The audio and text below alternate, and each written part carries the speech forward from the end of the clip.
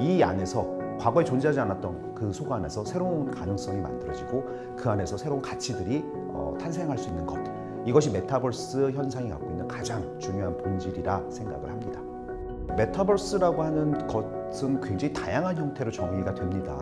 공간 인터넷이다, 다음 세대의 인터넷이다, 아바타로 접속하는 가상 세계이다, 디지털로 구현된 다차원의 시공간이다 등등. 사실 이 다양한 정의들이 다 맞는 답입니다만, 사실 그럼에도 불구하고 이 메타버스 현상이라고 하는 것, 이 메타버스라고 불리우는 것들이 가지고 있는 가장 중요한 공통적 본질이 있는데요. 그것은 바로 현실 세계와 가상 세계 사이의 경계가 흐려지고 무너지는 것이라고 저는 생각을 하고 있고요. 이 안에서 과거에 존재하지 않았던 그 속 안에서 새로운 가능성이 만들어지고 그 안에서 새로운 가치들이 탄생할 수 있는 것.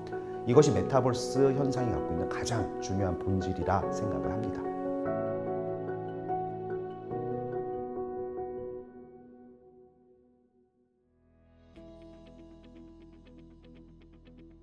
매년 1월 초 미국 라스베이거스에서 열리는 세계 가전 박람회 CES. 전통적으로 CES는 백색 가전이나 디지털 가전, 그리고 최근에는 전기 자동차와 같은 테크 기반 하드웨어 제품들이 중심이 되는 행사였습니다. 눈으로 직접 볼 수 있고 손으로 만질 수 있는 제품들이 전시되는 이곳에 새롭게 추가된 카테고리가 바로 메타버스와 NFT입니다. 무형적이며 실체가 분명하지 않은 새로운 기술의 조류가 CES의 주류로 편승된 것입니다. 스페인 바르셀로나에서 열린 MWC 2022에서도 이 현상은 크게 다르지 않았습니다. 통신이 메인 테마인 이곳에선 메타버스와 NFT의 비중이 오히려 커졌고, 더 많은 기업들이 더 다양한 솔루션과 서비스를 선보이기도 했습니다. 이러한 메타버스의 글로벌 열풍을 우린 어떻게 봐야 할까요?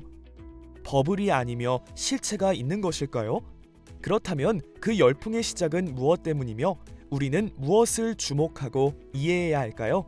그리고 무엇을 준비해야 할까요? 페이스북이 메타 웨이브를 바꾸면서 초기에 정점을 만들었는데요. 메타버스에 대한 관심이 여전히 뜨거운 것은 사실입니다. 지금은 이제 점점 정상화되고 있는 거고요. 그래서 조금 더 비즈니스를 만들어가는 그런 단계가 아닐까 생각을 합니다. 저희 LG U+의 메타버스의 전략은 모든 것을 한 번에 아우르기보다는 특정 주제나 집단에 대한 커뮤니티를 메타버스로 발전시켜야 한다는 그 가정하에 먼저 사내 회의 시스템부터 적용해 나가려고 합니다. 거기서 좀 역량을 쌓은 후에 버티컬 영역, 예를 들어서 퀴즈나 스포츠, K-팝 등과 같은 대상을 좋아하는 팬들로 하여금 서로 소통을 하고, 게다가 콘텐츠도 소비하고 또 재생산이 될 수 있는 메타버스 플랫폼으로의 발전을 시키고자 합니다. 로블록스는 마인크래프트와 함께 아이들이 가장 좋아하는 오픈월드 게임이자 10대들을 대표하는 메타버스입니다.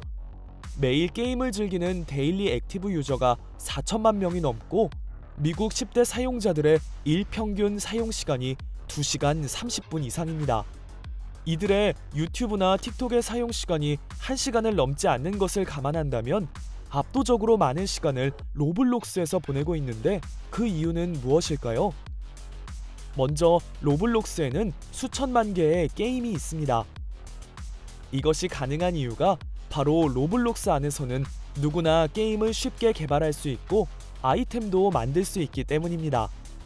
이미 130만여 명의 유저들이 1000불 이상의 수익을 낼 정도로 창작과 소비가 만들어내는 경제 규모가 상당한 규모로 성장하고 있습니다. 이를 디지털 기반의 가상경제라고 부르는데, 메타버스의 부상과 함께 빠르게 확산되고 있습니다. 이렇게 디지털 플랫폼 기반의 가상경제가 성장하게 된 배경은 무엇일까요? 바로 사용자들의 적극적 참여와 창작 활동이 생태계의 가치 창출과 순환의 촉발점이 되는 크리에이터 이코노미의 확산과 밀접한 관련이 있습니다. 특히나 유튜브라든가 틱톡 같은 영상 비디오 플랫폼들, 그리고 그 이외에도 수많은 것들이 지금 인터넷 또는 디지털 플랫폼 위에 만들어지면서 많은 크리에이터들이 그 안에서 스스로 무엇인가를 만들어내는 시대가 되었고요. 과거에는 대기업이 공급하는 것들을 일방적으로 수용하거나 소비하는 시대를 살았다고 하면, 지금은 이렇게 수많은 크리에이터들이 프로슈머로서 만들어내고 무엇인가 새롭게 창작해내는 것들이 새로운 가치를 띠게 되고 있고요. 누구에게나 닿을 수 있고 누구와도 연결될 수 있고 소비될 수 있는 그런 시대가 되면서 이것 자체가 경제적 구조를 가질 수 있는 큰 커뮤니티자 이코노미로 지금 확장이 되고 있는데요. 메타버스도 사실 전 동일하다고 생각합니다. 가장 적극적이며 고객 관점에서의 적절한 메타버스 전략을 펼치고 있는 기업 중 하나가 구찌입니다. 로블록스에서도 이벤트를 열어 200개 한정의 디지털백을 6,000원 정도에 판매하였는데 원하는 사람들이 많아 결국 35만 로벅스까지 상승하며 재판매가 일어났고 놀랍게도 이는 현실에서 450만 원 상당의 가격대였습니다. 이렇게 실체가 없는 디지털 아이템에 지불할 동기와 욕망을 만들어낸 동인이 바로 가상경제의 부산입니다. 2021년 3월 크리스티 경매에서 한 그림이 전 세계적으로 센세이션을 일으켰습니다.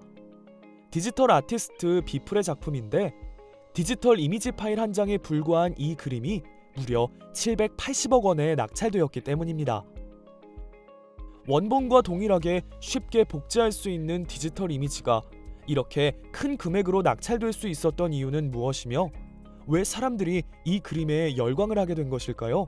어떻게 보면 그 NFT가 열풍이 일시적인 현상이 아니라 이런 사회적인 지속 가능한 시장의 형성으로 이어지게 됐던 것은 NFT에 내재된 그런 강점들, 그 속성 때문일 것 같은데요.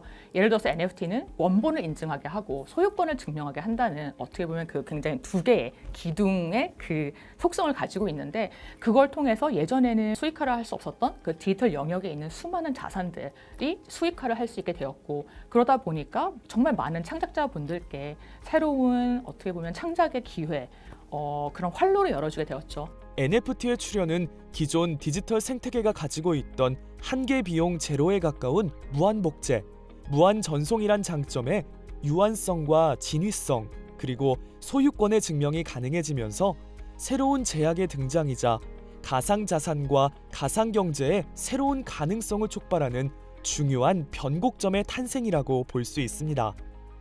전자에서는 OLED TV 등 디바이스와 웹OS 플랫폼 경쟁력을 레버리지하여 고객이 쉽게 고품격 NFT 아트를 감상하고 거래할 수 있도록 NFT 아트 갤러리 사업을 22년 출시 목표로 추진하고 있습니다.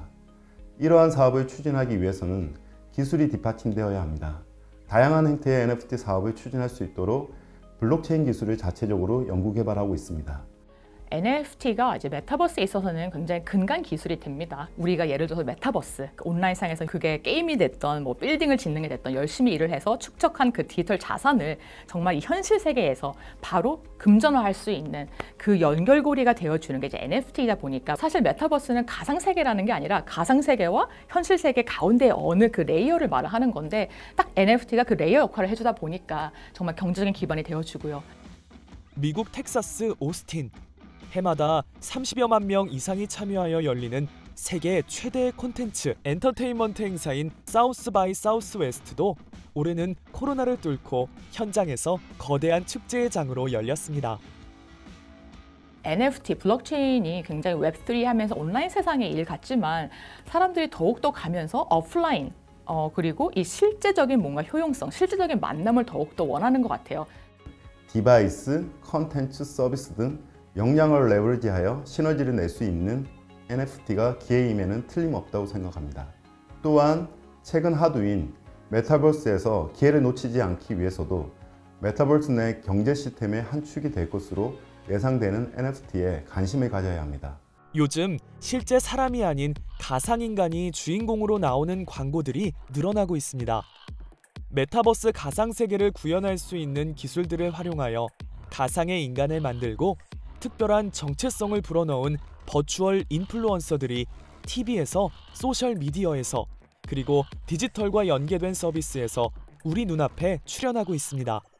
메타휴먼의 부상은 어떤 의미를 가지고 있으며 어떠한 새로운 가능성을 가져올 수 있을까요?